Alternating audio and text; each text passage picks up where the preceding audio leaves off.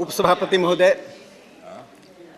संसदीय जनतंत्र में एक अवसर होता है कि महामहिम राष्ट्रपति जी के अभिभाषण पर हम एक आम सहमति की ओर संवाद को स्थापित करें। राष्ट्रपति जी के अभिभाषण में जो देश की तस्वीर दी गई है, वह तस्वीर यदि यथार्थ पर नहीं है तो आप उस पर सवाल खड़ा कर सकते हैं, लेकिन यथार्थ को भी झुठलाने का काम जब करते हैं तो मुझे लगता है कि विपक्ष मिस इन्फॉर्मेशन से उसका अपग्रेडेशन हो गया है डिस इन्फॉर्मेशन पर। सदन में बैठकर आप देश के लोगों को बरगलाने का काम ना कीजिए। अमृत महोत्सव मना रहे हैं, मैं उस विषय पर जाना नहीं चाहता था, लेकिन माननीय आनंद शर्मा जी ने, उसके पहले विपक्ष के नेता खड़से जी ने, उसके पहले दिग्विजय सिंह जी ने अमृत महोत्सव की चर्चा करते हुए देश के कुछ महापुरुषों का नाम लिया और हम पे कहा कि आपको याद आ रहे हैं। तो मैं इतिहास के उन पिटारों को खोलना चाहता हूं जिन पिटारों को मार्क्सवादी नेहरूवादी इतिहासकारों ने बंद करके रखा था। उपसभापति महोदय, 10 मार्च 1965 का दिन था। लोकसभा में एचबी कामत, प्रकाश वीर शास्त्री दोनों ही संविधान सभा के सदस्य थे और लोकसभा के सदस्य थे। उन सहित 16 सदस्यों ने एक सवाल खड़ा किया। यह सवाल देश को जानना चाहिए, देश के लिए बहुत ही महत्वपूर्ण पक्ष है, क्योंकि जो हेजेमनी हिस्ट्री में स्थापित की गई थी उसका काउंटर हेजेमनी रचनात्मक रूप से कैसे शुरू हो रहा है, यह इसका दास्तान बताता है।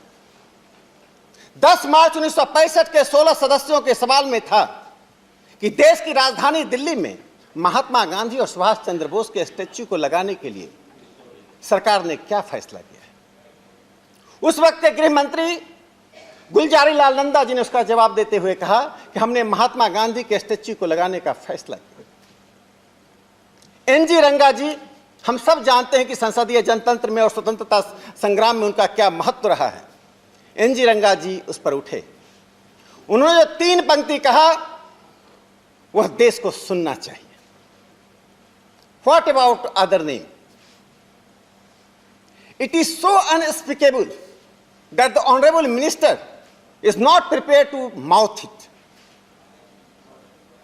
वो दूसरे नाम के बारे में क्या है? क्या वह नाम बोलने लायक भी नहीं है कि ऑनरेबल होम मिनिस्टर उस नाम को ले भी नहीं रहे? और अंतिम पंक्ति जो उन्होंने कही, जिस पंक्ति का उत्तर प्रधानमंत्री नरेंद्र मोदी जी ने 23 जनवरी 2022 को दिया। उन्होंने पूछा, what is the big idea? सरकार से पूछा कि बोस का नाम नहीं लेने के पीछे बड़े विचार क्या हैं। एक और बात कही आनंद शर्मा जी ने भी कही थी कि सुभाष चंद्र बोस 2 कांग्रेस के अध्यक्ष रहे। हरिपुरा कांग्रेस में 1938 में जीत कर आए, 1939 में त्रिपुरी कांग्रेस में जीत कर गए। तो एक घटना का जिक्र करना चाहता हूं। इतिहास दुधारी तलवार होती है।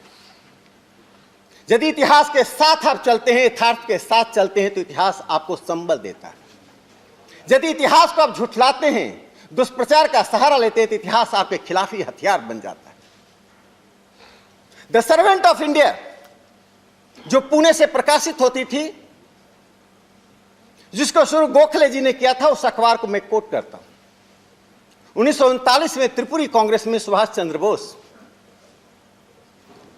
बीमारी के बावजूद पहुंचे।